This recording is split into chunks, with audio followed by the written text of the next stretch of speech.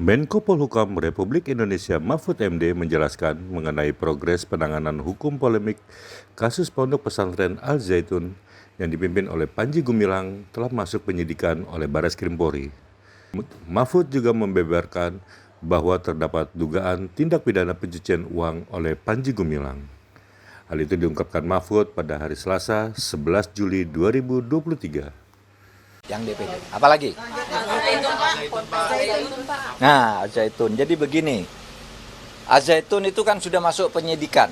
Itu biar penyidikan untuk masalah taruhlah penistaan agama, itu biar dilanjutkan oleh Polri, oleh Bareskrim sejauh mana itu benar. Karena sudah penyidikan, mestinya peristiwanya sudah ada. Dugaan peristiwa sudah ada, tinggal pelakunya siapa. Dan kita sudah bisa menduga pelakunya itu siapa sih? Kan yang diperiksa dan disebutkan di dalam kasus itu ya orang itu. Ya nanti mungkin dalam waktu tidak terlalu lama. Tetapi lebih dari itu, kami sudah menyampaikan laporan baru kepada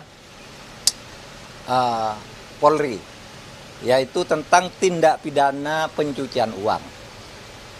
Kami telah membekukan 145 rekening dari 367 rekening yang diduga menurut PPATK mempunyai kaitan dengan pondok atau kegiatan Az-Zaitun, kegiatan Panji Gumilang.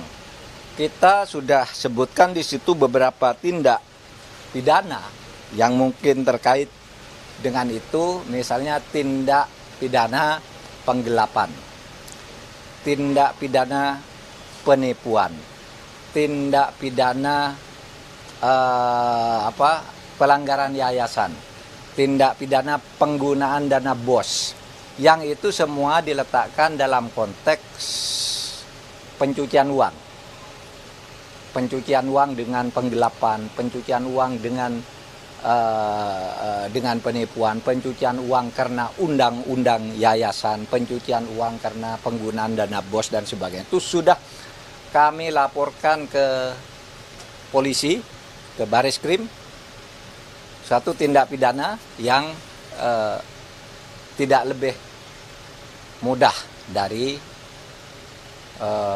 tindak pidana yang sudah sekarang masuk di dalam penyidikan.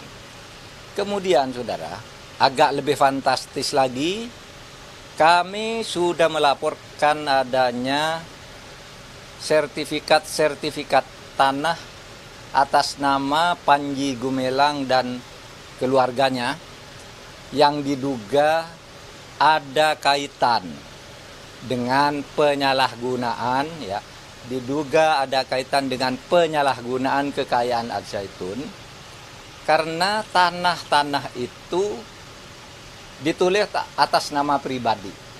Atas nama pribadi Panji Gumilang, istri dan anak-anaknya.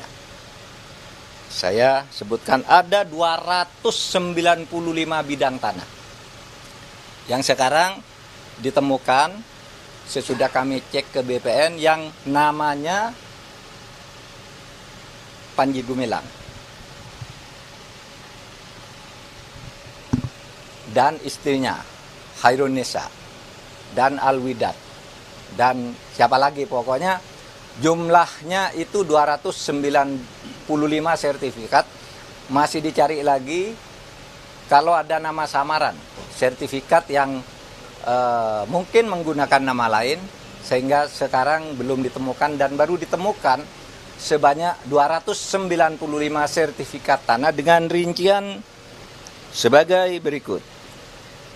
Untuk orang yang bernama Abdussalam Raden Panji Gumilang, itu dia memegang sertifikat atas nama hak milik untuk dirinya sebanyak 107 sertifikat, 107 bidang tanah dengan luas 806.000 meter persegi atau 805 lebih sekian. Lalu atas nama Farida Al-Widad itu 22 bidang tanah seluas 142,5 meter persegi, 142.500 meter persegi.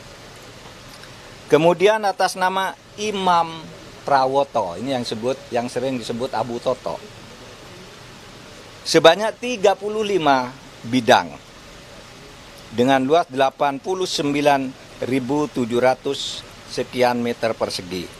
Kemudian ada Ahmad Prawira Ibnu, 9 bidang. Ahmad Prawira Utomo, 9 bidang, 159.000 meter persegi. Ada Ikhwan Triyatmo, 6 bidang dengan 69.000 meter persegi.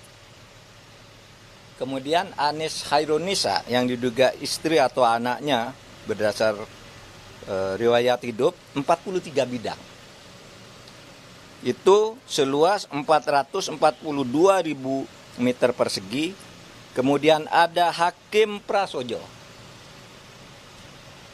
30 bidang atau 31 sertifikat.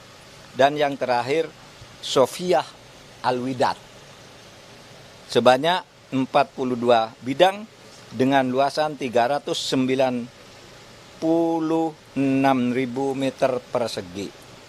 Ini data yang diperoleh sampai dengan pagi ini dari BPN, Badan Pertanahan Nasional, karena nama, tempat tinggal, dan tanggal lahirnya sama pemiliknya.